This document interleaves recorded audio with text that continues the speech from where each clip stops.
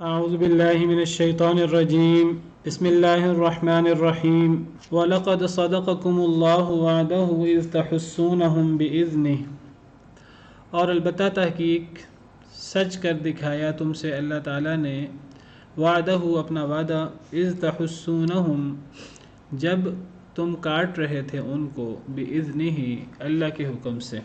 جنگ احد پر تبصرہ چل رہا ہے۔ جنگ احد کے بعد ان مشکلات، اس آزمائش آنے کی وجوہات کیا ہیں، اللہ کی حکمتیں کیا ہیں، تو اللہ تعالیٰ فرما رہے ہیں کہ جنگ احد میں جو تمہارا نقصان ہوا ہے، پہلے تو ایک بات یاد رکھیے کہ عام طور پہ لوگ کہتے ہیں کہ جنگ احد میں مسلمانوں کو شکست ہوئی۔ جنگ احد میں مسلمانوں کو شکست نہیں ہوئی، یہ بات یاد رکھیے۔ نہ شروع میں شکست ہوئی ہے، نہ آخر میں شکست ہوئی ہے۔ شروع میں اللہ نے فتح دی مسلمانوں کو اور مسلمان غالب آئے، اور اسی طریقے سے غالب آئے جس طریقے سے جنگ بدر میں غالب آئے تھے، پوری طرح اللہ نے فتح دی۔ بعد میں پھر نقصان ہوا مسلمانوں کا، لیکن آخر میں بھی مسلمانوں کو نقصان تو ہوا ہے، لیکن جس طرح جنگ بدر کے اندر اللہ تعالیٰ نے مسلمانوں کو پوری فتح دی ہے، جنگ احد کے اندر اس طرح کر کے کافر فتح یاب نہیں ہوئے مسلمانوں پر، اور مسلمان پوری طرح شکست نہیں انہیں ہوئی۔ وہ ہم پڑھیں گے آگے اور اس سے پتہ لگے گا، بلکہ کافروں کو احساس ہوا، کافر ایک دفعہ نقصان کیا انہوں نے مسلمانوں کو، پھر وہ چلے گئے۔ بعد میں انہیں احساس ہوا کہ ہمیں تو پوری طرح فتح پانی چاہیے اور ہمیں پوری طرح قلع کما کرنا چاہیے۔ وہ ہم پڑھیں گے آگے کہ کافروں نے دوبارہ واپس آنے کا ارادہ کیا، حملہ کرنے کا ارادہ کیا، لیکن وہاں سے اللہ تعالیٰ نے نبی صلی اللہ علیہ وسلم کو حکم دیا کہ آپ کافروں کا پیچھا کریں۔ اس بے سر و سامانی کی حالت میں اور اس زخمی ہونے کی حالت میں، اور اتنے مسلمان شہید ہوئے ہیں، نبی صلی اللہ علیہ وسلم نے مسلمانوں کو حکم دیا کہ کافروں کا پیچھا کریں، اور مسلمانوں نے اس حالت میں نبی کریم صلی اللہ علیہ وسلم کا حکم مانا، جو بہت بڑی بات ہے، اور کافروں کا پیچھا کیا۔ اور جب کافروں نے دیکھا کہ وہ ہمارے پیچھے مسلمان آ رہے ہیں، تو وہ پھر واپس آنے کی انہوں نے ہمت نہیں کی اور وہ واپس چلے گئے۔ انہوں نے کہا ہم نے نقصان کافی کر لیا ہے۔ تو مسلمانوں کو شکست نہیں ہوئی، جنگ احد میں نقصان ہوا ہے۔ اس کے پیچھے اللہ کی کیا حکمتیں ہیں اور کیا وجوہات تھیں جن کی بنا پر نقصان ہوا، اس پر تبصرہ چل رہا ہے۔ اللہ فرماتے ہیں کہ جو اللہ نے تم سے وعدے کر رکھے تھے مکی دور میں اور مدینہ منورہ میں بھی شروع میں، یہ وعدے صرف کسی ایک جنگ کے لیے، جنگ بدر کے لیے مخصوص موقع کے لیے نہیں تھے، یہ دائمی وعدے ہیں اللہ تعالیٰ کے، لیکن یہ وعدے مشروط ہیں اللہ تعالیٰ کے۔ تو اللہ نے جنگ احد میں بھی وعدہ پورا کیا ہے۔ جنگ احد میں یہ نہیں ہوا کہ وعدہ پورا نہیں ہوا، اللہ نے سچ کر دکھایا تم سے اپنا وعدہ، اذ تحسونہم بإذنی، جب تم انہیں کاٹ رہے تھے اللہ کے حکم سے۔ اللہ نے تو وعدہ پورا کیا تھا، تمہیں فتح ہوئی شروع میں، تم غالب آئے شروع میں، اور کافروں کو میدان جنگ چھوڑ کر بھاگنا پڑا۔ حتی اذا فشلتم، حتیٰ کہ جب تم پھسل گئے، وتنازعتم فی الامر، تم نے تنازع کیا، تم نے اختلاف کیا معاملے میں، وعصیتم من بعد ما اراکم ما تحبون، تم نے نافرمانی کی اس کے بعد کہ اللہ نے دکھایا تمہیں جو تم پسند کرتے تھے۔ یعنی اللہ نے اپنا وعدہ پورا کیا، تم کافروں کو نقصان پہنچا رہے تھے، قتل کر رہے تھے، ان پر حملے کر رہے تھے، ان کو کاٹ رہے تھے اللہ کے حکم سے۔ اللہ نے تمہیں وہ چیز دکھائی جس کو تم پسند کرتے تھے، یعنی فتح بھی ہو گئی، بالکل فتح ہو گئی مسلمانوں کی، کافر میدان جنگ چھوڑ کے بھاگ گئے۔ لیکن اس کے بعد کیا ہوا؟ اس کے بعد تم پھسل گئے۔ ایک تو وہ پھسلنے کا واقعہ ہوا جو ہم نے پڑھا ہے پیچھے، شروع میں دو جماعتیں پھسلی تھیں، میں نے ذکر کیا تھا اس کا، جب یہ شروع ہوا ہے جنگ احد کا قصہ، اذ ہمت طائفتان منکم ان تفشلا، دو جماعتوں نے چاہا کہ وہ پھسل جائیں، وہ شروع کی بات ہے مدینہ منورہ سے نکلتے وقت کافروں کے لیے۔ لیکن یہ میدان جنگ کی بات ہے، میدان جنگ میں تم پھسل گئے، تم نے تنازع کیا معاملے میں، تم نے جھگڑا کیا۔ اس جھگڑے اور اس تنازع اور اس اختلاف سے مراد وہ اختلاف ہے جو جبل رمات پر نبی کریم صلی اللہ علیہ وسلم نے 50 صحابہ کرام کھڑے کیے تھے، تو ان صحابہ کرام کا آپس میں اختلاف ہوا، اور وہ اختلاف یہ ہوا، نبی صلی اللہ علیہ وسلم نے انہیں حکم دیا تھا کہ جب تک میں نہ کہوں تب تک تم نے یہاں سے ہٹنا نہیں ہے۔ ان کو پتہ تھا نبی صلی اللہ علیہ وسلم کا یہ حکم ہے، لیکن اب ان کا آپس میں اختلاف ہوا. ان میں سے اکثر لوگ کہنے لگے کہ نبی صلی اللہ علیہ وسلم کا یہ حکم جنگ کے لیے تھا، جنگ تو ختم ہو گئی ہے، کافر تو بھاگ چکے ہیں، ہمیں غلبہ ہو گیا ہے اللہ کے حکم سے، اب تو وہ مال غنیمت اکٹھا کر رہے ہیں، چلو ہم بھی مال غنیمت اکٹھا کرتے ہیں.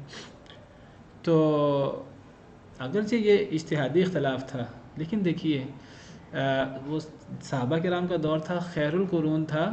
اللہ نے وہاں بتانا تھا کہ نبی صلی اللہ علیہ وسلم کی حکم کی نافرمانی چاہے وہ چھوٹی ہو، اس کے اثرات بہت زیادہ ہوتے ہیں. نبی کا حکم چھوٹی چیز نہیں ہوتی. ہم بعض دفعہ ان چیزوں کو اتنی اہمیت نہیں دیتے. تو صحابہ کرام نے کوئی علل اعلان حکم کی نافرمانی نہیں کی. اجتہادی اختلاف ہوا کہ اب وہ حکم باقی ہے کہ نہیں، تو اکثر صحابہ کرام کی رائے یہ ہوئی کہ جنگ ختم ہو گئی ہے، مال غنیمت اکٹھا ہو رہا ہے، چلو اب ہمیں نبی صلی اللہ علیہ وسلم کے حکم کی خلاف ورزی نہیں ہوگی، ہم جا کے مال غنیمت اکٹھا کرتے ہیں. لیکن 10 صحابہ کرام نے انہیں روکا اور انہوں نے کہا کہ نہیں، دیکھیں ہمیں نبی صلی اللہ علیہ وسلم کے حکم کا انتظار کرنا چاہیے. نبی صلی اللہ علیہ وسلم نے ہمیں سختی سے کہا تھا یہاں سے ہلنا نہیں ہے، یہاں سے میرے کہے بغیر یہاں سے نہیں ہٹنا. تو 40 صحابہ کرام وہاں سے ہٹ گئے اور وہ مال غنیمت کے لیے چلے گئے. 10 صحابہ کرام، حضرت عبداللہ بن جبیر کو نبی صلی اللہ علیہ وسلم نے ان کا امیر مقرر کیا تھا، وہ اور ان کے ساتھ 10 صحابہ کرام وہاں ٹھہر گئے. حضرت خالد بن ولید پیچھے سے آئے اور وہ ایک ہی جگہ تھی جہاں سے کافر دوبارہ آ سکتے تھے. حضرت خالد بن ولید بہت بڑے جرنیل تھے اسلام سے پہلے بھی. تو انہوں نے دیکھا کہ یہاں بندے نہیں ہیں، یہ تھوڑے سے ہیں، ان کو شہید کیا. اگر وہ زیادہ وہاں ہوتے تو وہ خالد بن ولید وہاں سے نہیں گزر سکتے تھے. یعنی وہاں سے جتنے لوگ گزر سکتے تھے اتنے بندے نبی صلی اللہ علیہ وسلم نے کھڑے کر دیے تھے پہلے ہی. اور یہ آپ صلی اللہ علیہ وسلم کی بہت بڑی عقل مندی، اور آپ ان چیزوں کے ماہر تھے. اور لیکن اب صحابہ کرام سے غلطی ہوئی اور اس کا نقصان بہت زیادہ ہوا. تو اس کی طرف اللہ تعالیٰ اشارہ کر رہے ہیں، حتیٰ کہ تم پھسل گئے، تم نے تنازع کیا معاملے میں. وَعَصَيْتُم مِّن بَعْدِ مَا أَرَاكُمْ، اور تم نے نافرمانی کی. یہ معصیت ہوئی نبی صلی اللہ علیہ وسلم کی، یہ بنیادی وجہ بنی ہے مسلمانوں کو نقصان کی. مِّن بَعْدِ مَا أَرَاكُمْ، اس کے بعد کہ اس نے دکھایا تمہیں، یعنی اللہ نے دکھایا تمہیں، مَا تُحِبُّونَ، جو تم پسند کرتے تھے، یعنی فتح، تمہیں فتح مل گئی تھی. فتح کے بعد یہ سارے معاملات ہوئے ہیں. مِنْكُمْ مَن يُرِيدُ الدُّنْيَا، تم میں سے وہ بھی تھا جو دنیا چاہتا تھا. وَمِنْكُمْ مَن يُرِيدُ الْآخِرَةَ، تم میں سے وہ بھی تھا جو آخرت چاہتا تھا. اب وہ دیکھیے وہ جو 40 لوگ ہیں جو چھوڑ کے آگے جبل رومات کو، جبل رومات اس گھاٹی کو جو لوگ گئے ہیں شہدائے احد، وہاں ابھی بھی وہ گھاٹی وغیرہ موجود ہے. تو اس گھاٹی کو جو ہے وہ جبل رومات، رومات جمع ہے رامی کی، رامی کا مطلب تیر پھینکنے والا، تو رامی کی جمع رومات. تو اس پہاڑ پر نبی صلی اللہ علیہ وسلم نے جو 50 تیر انداز کھڑے کیے تھے، 50 تیر انداز ہوتے تو اس پہاڑی پر اتنے لوگوں کا چڑھنا اور شدت سے حملہ کرنا ممکن نہیں تھا. 50 صحابہ کرام ہوتے. نبی صلی اللہ علیہ وسلم نے یہ صورتحال دیکھ کر آپ کو خطرہ تھا کہ کوئی پیچھے سے پلٹ کر حملہ کرے تو یہاں سے حملہ ہو سکتا. سارا جائزہ لے کر آپ نے یہ فیصلہ فرمایا تھا. لیکن بہرحال اجتہادی غلطی ہوئی ان سے. تو ایک تو انہوں نے کہا کہ جنگ ختم ہو گئی ہے، نبی صلی اللہ علیہ وسلم کا حکم ختم ہو گیا. دوسرا انہوں نے کہا ہم بھی مال غنیمت لوٹ لیں. حالانکہ جنگ بدر کے موقع پر بھی بعض صحابہ کرام کے دل میں آیا کہ مال غنیمت کس کو ملے گا. دیکھیں مال چیز ہی ایسی ہے، ایک آزمائش تو ہے. تو اللہ نے جنگ بدر میں بھی یہ تربیت کی تھی. پہلے تو اللہ نے جنگ بدر میں فرما دیا کہ یسألونک عن الانفال قل الانفال للہ والرسول، کہ یہ انفال سے مراد یہ مال غنیمت ہے. یہ مال غنیمت کے بارے میں سوال کرتے ہیں آپ سے، آپ کہہ دیجئے کہ مال غنیمت سارا کا سارا اللہ اور اللہ کے رسول کا ہے. یعنی اللہ نے بتا دیا کہ مال غنیمت کے بارے میں میرا زیادہ ہے میرا تھوڑا ہے یہ توقعات نہ رکھو، یہ سارا اللہ اور اللہ کے رسول کا ہے. جو اللہ اور اللہ کے رسول کا حکم ہوگا، جو فیصلہ ہوگا وہ تمہیں پتہ لگ جائے گا. اصل میں پہلے کیا ہوتا تھا کہ پچھلی قوموں کے اندر مال غنیمت جو ملتا تھا تو مال غنیمت کو استعمال نہیں کیا جا سکتا تھا. مال غنیمت کو آگ آتی تھی آسمان سے اور وہ آگ آ کر اس کو جلا کر راکھ کر دیتی تھی، جو اس بات کی دلیل ہوتی تھی اللہ نے قبول فرما لی ہے مسلمانوں کے جنگ کو. لیکن یہ اس امت کی نبی صلی اللہ علیہ وسلم کی خصوصیات میں سے ایک خصوصیت یہ ہے کہ اس امت کے لیے اللہ نے مال غنیمت حلال کیا. احلت لی الغنائم، نبی صلی اللہ علیہ وسلم کی حدیث ہے، آپ نے فرمایا میری جو آپ کی خصوصیات ہیں ایک حدیث میں 5 یا 6 کافی ساری خصوصیات ہیں، ایک حدیث میں کئی خصوصیات اکٹھی بیان کی گئی ہیں، ان میں سے ایک یہ بھی ہے کہ میرے لیے مال غنیمت کو حلال کیے گے۔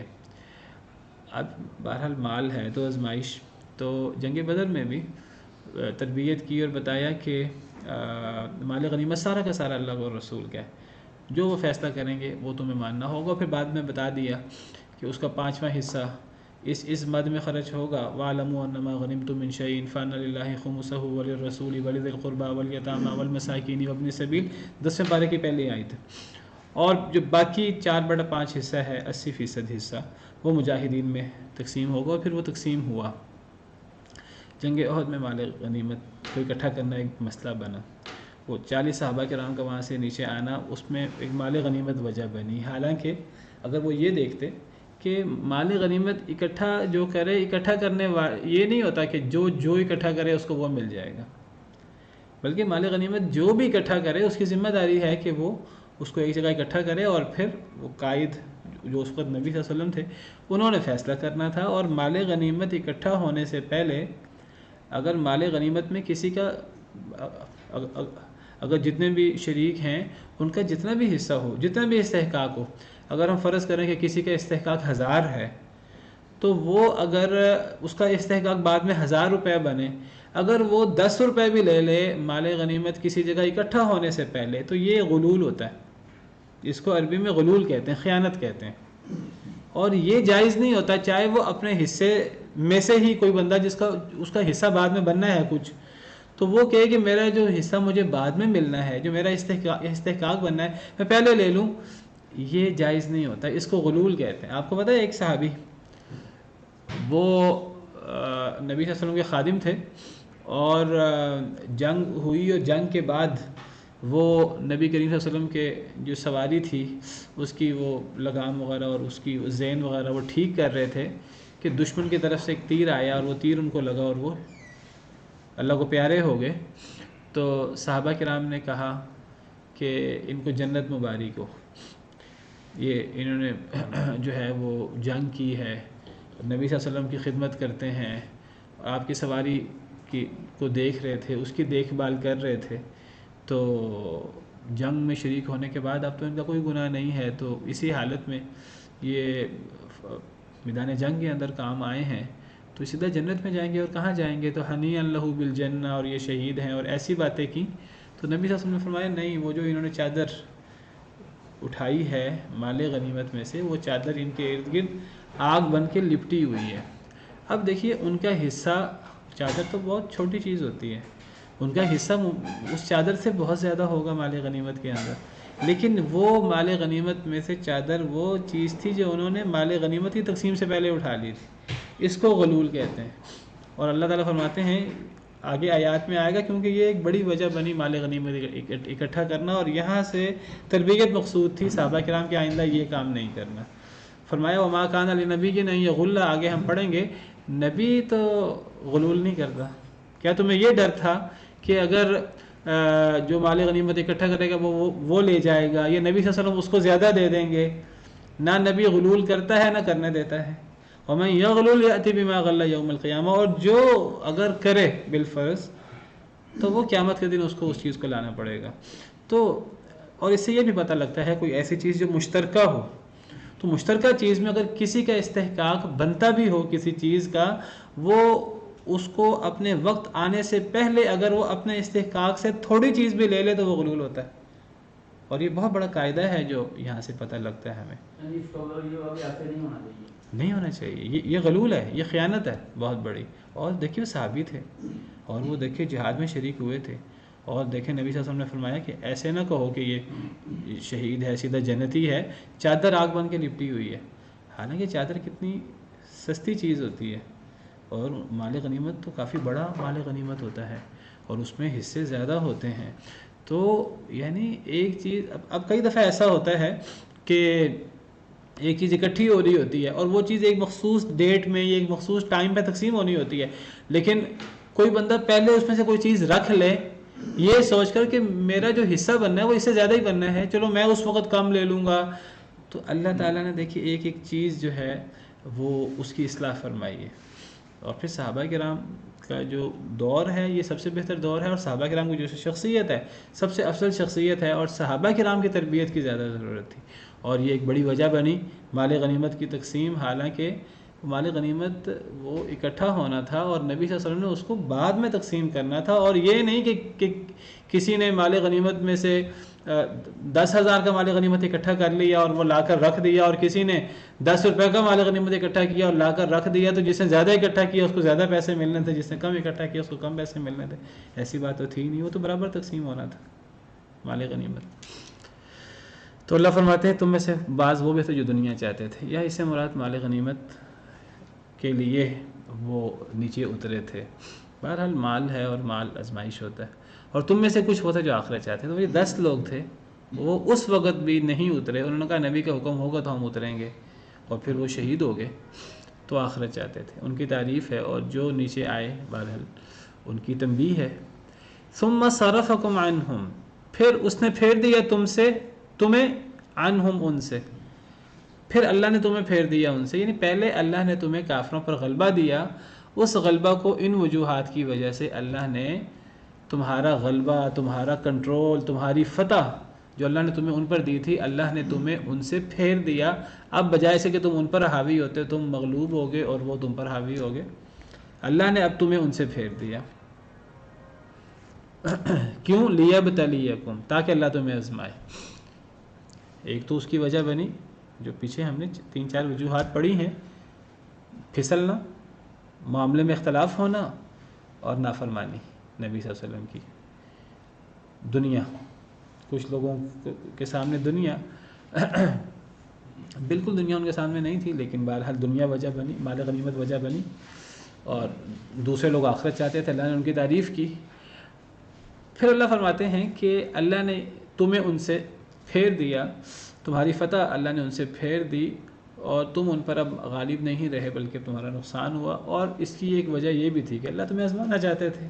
ایک آزمائش، دیکھیے مسلمان پر آزمائش آتی ہے، مسلمان پر آزمائش آتی ہے اپنے اعمال کی وجہ سے. ہم کہتے ہیں جی یا تو اپنے اعمال کی وجہ سے آتی ہے، یا پھر بعض دفعہ اعمال نہیں بھی ہوتے تو بس اللہ کی طرف سے آزمائش آ جاتی ہے. یہ بات یاد رکھیے، جب بھی آزمائش آتی ہے اپنے عمل کی وجہ سے آتی ہے.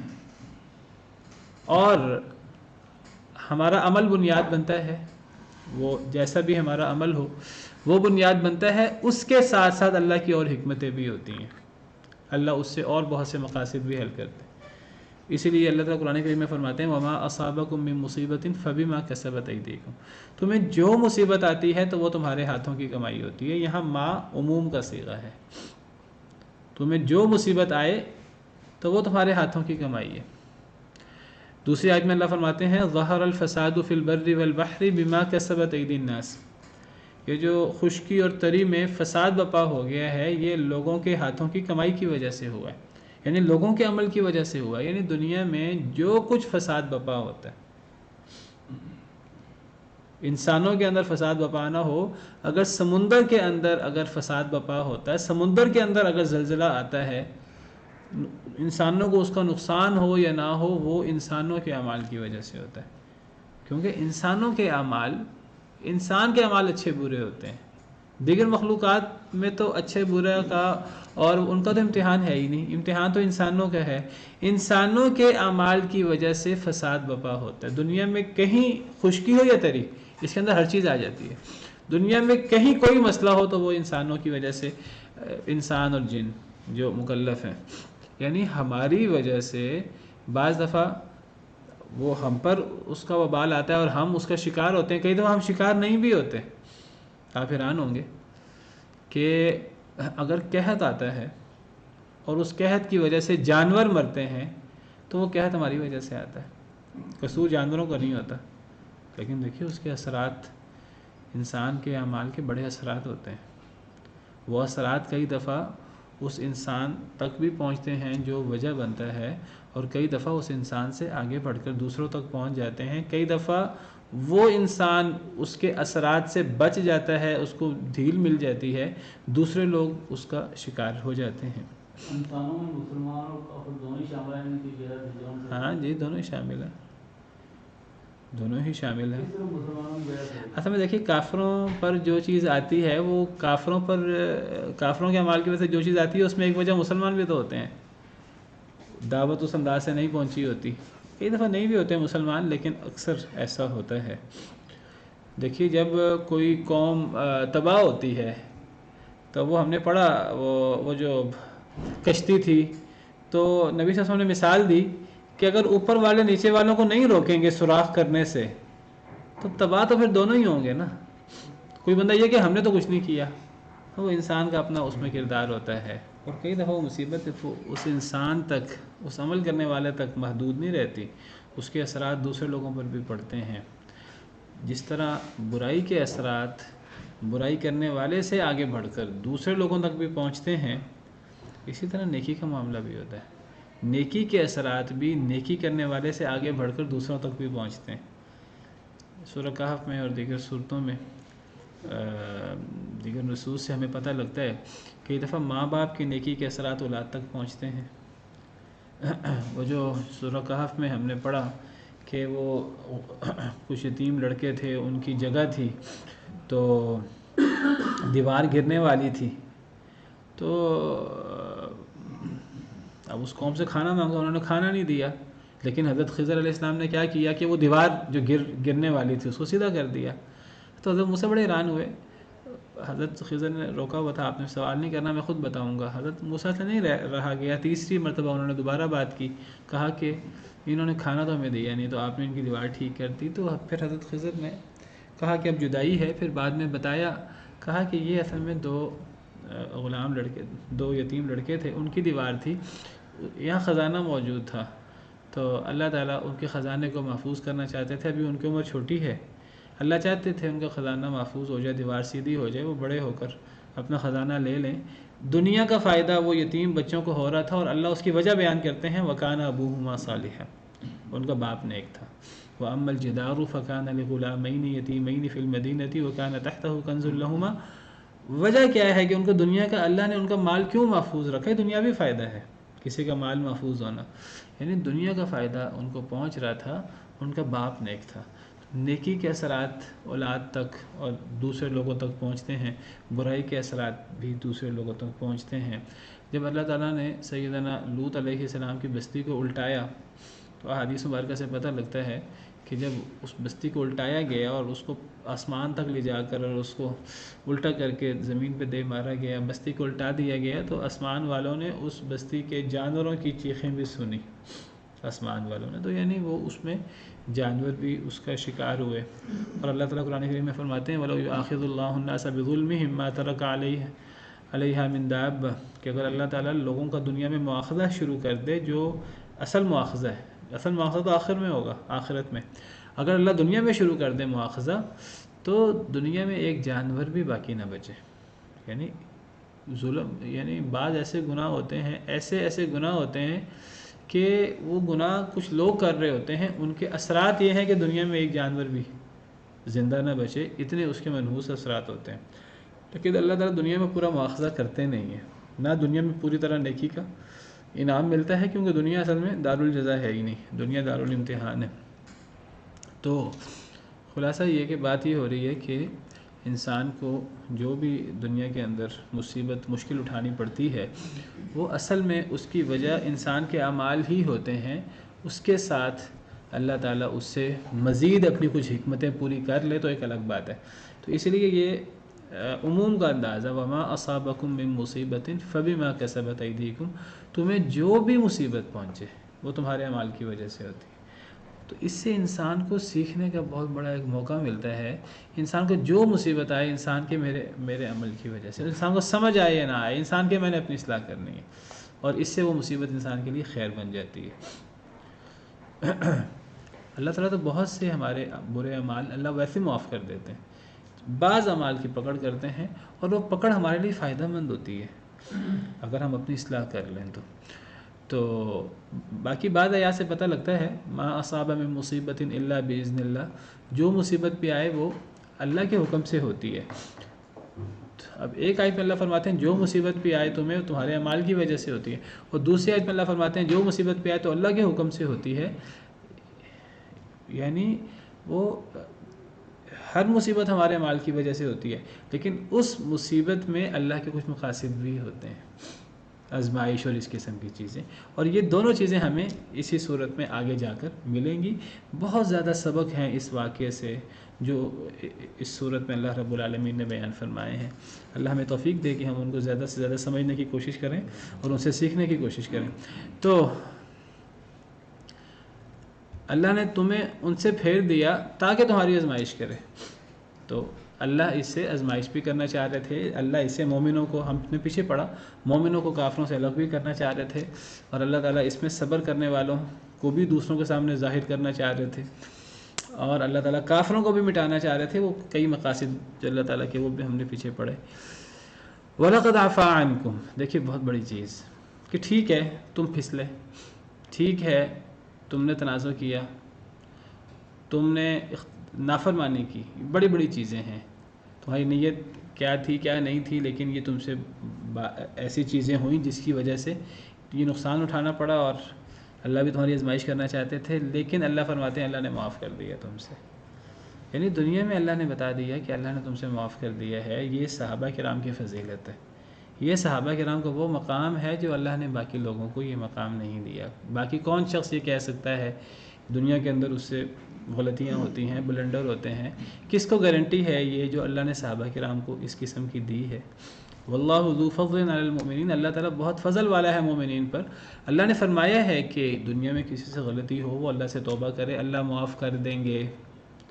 اللہ معاف کر دیتا ہے. کوئی اگر اللہ سے توبہ کرے، توبۃ النصوح کرے، سچی توبہ کرے، اللہ صرف معاف نہیں کرتے بلکہ اللہ تعالیٰ اس غلطی کو بھی نیکی سے بدل دیتے ہیں، ان گناہوں کو بھی اللہ تعالیٰ نیکیوں سے بدل دیتے ہیں. لیکن کیا پتہ کس کی توبۃ النصوح ہے اور کس کی توبہ قبول ہوگی نہیں ہوگی. وہ کئی چیزیں وہاں آ جاتی ہیں جہاں اللہ یہ فرما دیں کہ میں نے معاف کر دیا ہے. یہ بہت بڑی سعادت ہے. دنیا میں اللہ کسی کو بتا دے میں نے معاف کر دیا، میں نے تمہیں معاف کر کے تمہیں دنیا اور آخرت میں تمہیں میں نے کامیاب کر دیا ہے. یہ بہت بڑا اعزاز ہے جو صحابہ کرام کو حاصل ہوا ہے. پیچھے بھی ہم نے پڑھا جنگ احد کے شروع میں بھی، اذ ہمت طائفتان منکم ان تفشلا واللہ ولیہما وعلی اللہ فلیتوکل المؤمنون، کہ دو جماعتوں نے چاہا کہ وہ پھسل جائیں، لیکن اللہ نے، وہ مسلمان جماعتیں تھیں. تو یہاں بھی اللہ فرماتے ہیں کہ اللہ نے تمہاری یہ لغزش بھی معاف فرمائی. تمہیں اس کا نقصان ہوا دنیا میں، لیکن جن سے یہ معاملہ ہوا اللہ نے یہ معاف کر دیا. تو یہ صحابہ کرام کا بہت بڑا اعزاز ہے. دیکھیے 3 صحابہ کرام سے غلطی ہوئی جنگ تبوک کے موقع پر. آپ قرآن کریم میں ان کے قصہ پڑھیں تو آپ کو قصہ پڑھ کر آپ کو اللہ کی عظمت کا اور اللہ کے احسان کا اور صحابہ کی فضیلت کا پتہ لگتا ہے. اللہ تعالیٰ فرماتے ہیں کہ لقد تاب اللہ علی النبی والمہاجرین والانصار الذین اتبعوه فی ساعة العسرة من بعد ما کاد یزیغ قلوب فریق منہم ثم تاب علیہم. اللہ نے نبی پر رجوع فرمایا، اللہ نے ان لوگوں پر رجوع فرمایا، ان انصار اور مہاجرین پر جنہوں نے نبی کی پیروی کی مشکل گھڑی میں، جب مشکل حالات تھے. اللہ نے رجوع فرمایا. ثم تاب علیہم انہ بہم رؤوف الرحیم، اللہ بہت بخشنے والے رحم کرنے والے ہیں. یعنی دیکھیں نبی کا ذکر ہے، انصار اور مہاجرین کا ذکر ہے، اللہ نے ان پر رجوع فرمایا، اللہ نے ان پر احسان فرمایا. پھر اللہ فرماتے ہیں وعلی الثلاثۃ الذین خلفوا، جس طرح اللہ نے نبی پر رجوع فرمایا، جس طرح اللہ تعالیٰ نے انصار اور مہاجرین پر رجوع فرمایا، اسی طرح اللہ نے ان 3 لوگوں پر بھی رجوع فرمایا جو پیچھے رہ گئے تھے. یعنی وہ 3 لوگ وہ تھے، بہت سے منافق بھی پیچھے رہے تھے، وہ آگے آ کے وہ بعد میں نبی صلی اللہ علیہ وسلم واپس آئے تو وہ اپنے عذر الٹے سیدھے پیش کرنے لگے. لیکن 3 صحابہ کرام نے سچ بتا دیا. تو اللہ نے ان کا ذکر نبی کے ساتھ، مہاجرین اور انصار کے ساتھ کیا. جس طرح اللہ کے فضیلت اور اللہ کا معاملہ نبی کے ساتھ ہے اور مہاجرین اور انصار کے ساتھ ہے، وہی معاملہ اللہ نے ان 3 لوگوں کے ساتھ بھی کیا. وعلی الثلاثۃ الذین خلفوا حتی اذا ضاقت علیہم الارض بما رحبت وضاقت علیہم انفسهم وظنوا لا ملجا من اللہ الا الیہ ثم تاب علیہم لیتوبوا ان اللہ هو التواب الرحیم. اللہ نے ان پر رجوع فرمایا تاکہ وہ رجوع کریں، اور اللہ تعالیٰ بہت رجوع کرنے والے ہیں. تو صحابہ کرام کا اگر آپ ذکر پڑھیں قرآن کریم میں تو آپ کو عجیب انداز میں ذکر ملے گا. صحابہ کرام سے غلطیاں بھی ہوں, اللہ ان کی غلطیاں بھی بیان کرتے ہیں تاکہ آئندہ اصلاح ہو, اور ساتھ اللہ فرما دیتے ہیں کہ میں نے معاف کر دیا. دنیا کے اندر ہی اللہ بتا دیتے ہیں کہ میں نے ان کی کمی معاف کر دی. ابھی ہم آگے بھی پڑھیں گے ان الذین, اسی صورت میں یہ آیت نمبر, یہ 2 آیتوں کے بعد آیت نمبر 155 میں ان الذین تولوا منکم یوم التقى الجمعان انما استزلهم الشیطان ببعض ما کسبوا ولقد عفا اللہ عنہم. ابھی 2 آیتوں کے بعد ہم پڑھیں گے جو لوگ پھر گئے اس دن جنگ احد میں. کچھ صحابہ کرام جب مشکل آئی اور جب ان کو نقصان پہنچا, کچھ صحابہ کرام میدان میں نہیں رہ سکے, وہ میدان سے بھاگ بھی گئے, اللہ نے ان کو بھی معاف کر دیا. وَلَقَدْ عَفَا اللَّهُ عَنْهُمْ إِنَّ اللَّهَ غَفُورٌ حَلِيمٌ. یہ وہ فضیلت ہے صحابہ کرام کی جو فضیلت صحابہ کرام کے ساتھ خاص ہے کہ باقی لوگوں کو بھی اللہ معاف کرتے ہیں. پتہ نہیں ہے ان کی توبہ قبول ہوتی کہ نہیں ہوتی, کون سی توبۃ نصوح ہے. صحابہ کرام کے بارے میں تو گارنٹی آ گئی دنیا کے اندر. اللہ قرآن کریم کے اندر صحابہ کرام کی بعض ایسی چیزیں بیان بھی کرتے ہیں, صحابہ کرام کی تعریف بھی کرتے ہیں. صحابہ کرام کی بعض ایسی چیزیں, انسان تھے وہ بیان بھی کرتے ہیں, اور اللہ کیا فرماتے ہیں, اللہ فرماتے ہیں کہ اللہ ان سے راضی, وہ اللہ سے راضی. اللہ فرماتے ہیں کہ جن لوگوں نے شروع میں اسلام قبول کیا, شروع میں خرچ کیا, جنہوں نے بعد میں اسلام قبول کیا, بعد میں خرچ کیا, اللہ کہتے ہیں دونوں کے مقام مرتبے میں فرق تو ہے. لا یستوی منکم من انفق من قبل الفتح وقاتل. جنہوں نے فتح سے پہلے, اس فتح سے مراد فتح مکہ ہے یا صلح حدیبیہ ہے, جنہوں نے فتح سے پہلے لڑائی کی اور جنہوں نے فتح سے پہلے خرچ کیا, وہ اور بعد والے برابر تو نہیں ہو سکتے. لیکن آگے ایک جملہ بڑا عجیب ہے. اللہ فرماتے ہیں وَكُلٌّ وَعَدَ اللَّهُ الْحُسْنَى. اللہ نے ہر ایک سے جنت کا وعدہ کر دیا. کوئی فتح سے پہلے مسلمان ہوا, اس سے پہلے خرچ کیا, اس سے پہلے جہاد کیا, یہ فتح کے بعد مسلمان ہوا, لڑائی کی, جہاد کیا, کمیاں کوتاہیاں ہوئیں, لیکن جب وہ صحابی بن گیا اور جب وہ نبی صلی اللہ علیہ وسلم کا سچا پیروکار بن گیا, کمیاں کوتاہیاں اللہ نے معاف کر دی ہیں. اللہ نے وہ انہیں گارنٹی دی صحابہ کرام کو دنیا میں, رضی اللہ عنہم ورضوا عنہ, جو اہل جنت کے لیے سب سے بڑا اعزاز ہوگا. اور آپ کو پتہ ہے کہ جب اللہ تعالیٰ جب اہل جنت کو کہیں گے قیامت کے دن, اللہ ہمیں ان میں شامل کرے, کہ میں تم سے راضی ہوں اور میں تم سے کبھی ناراض نہیں ہوں گا, یہ اہل جنت کے لیے اتنی بڑی نعمت ہوگی جو جنت کی ہر نعمت سے بڑھ کر ہوگی. قرآن میں اللہ تعالیٰ فرماتے ہیں وَرِضْوَانٌ مِّنَ اللَّهِ اکبر. اللہ کی رضا جو جنتیوں کو حاصل ہوگی وہ سب نعمتوں سے بڑھ کر ہوگی. یہ اللہ نے مقام صحابہ کرام کو دنیا میں دے دیا, رضی اللہ عنہم ورضوا عنہ. اور یہ آپ کو اس قسم کی آیت قرآن میں اور بھی کئی جگہ پہ ملتی ہے. بعض صحابہ کرام بعض جنگوں میں شریک نہیں ہو سکے, اللہ نے فرمایا جو جنگ میں شریک ہوئے اور جو بیٹھے رہے وہ برابر نہیں ہے, لیکن اللہ فرماتے ہیں دونوں سے اللہ نے نیکی کا, جنت کا, اچھائی کا وعدہ کیا. تو یہ صحابہ کرام کی فضیلت ہے. آخر دعوانا الحمدللہ رب العالمین.